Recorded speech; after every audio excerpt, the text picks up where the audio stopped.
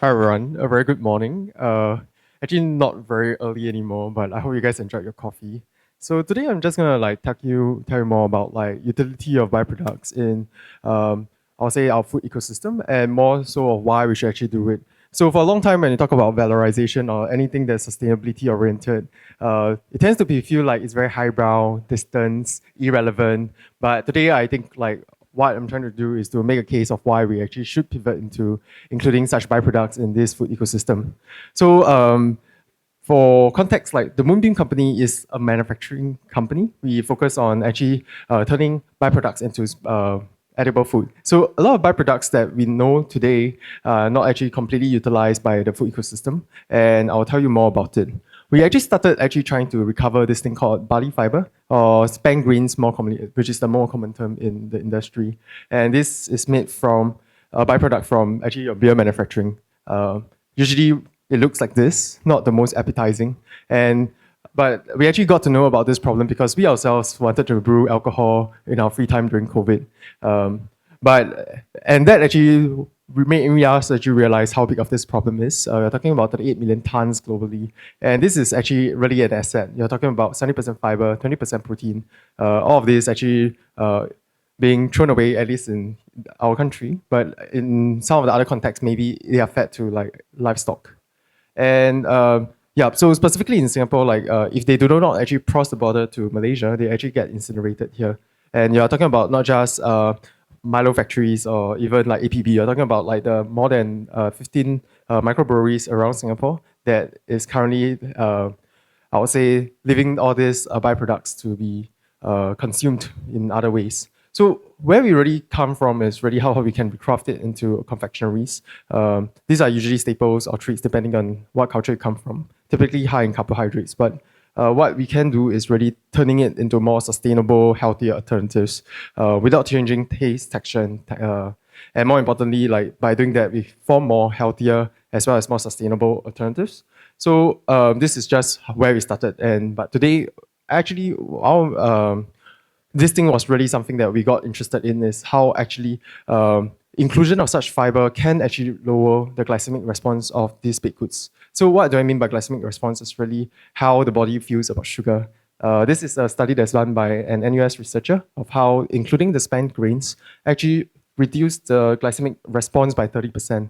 So imagine like having the same grams of the 10 grams of sugar in your food, but this time actually because of fiber, you only feel 7 grams of it. So like it's like you can boy math or girl math this, you get less of this negative effects of sugar, but that is because of the inclusion of these fibers. And very quickly, in our past 2 years of like working with waste, we realized that there's one very big one in Singapore as well.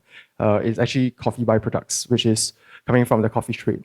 So really, coffee actually as an entire ecosystem is rather unsustainable. On the left, you see a coffee berry.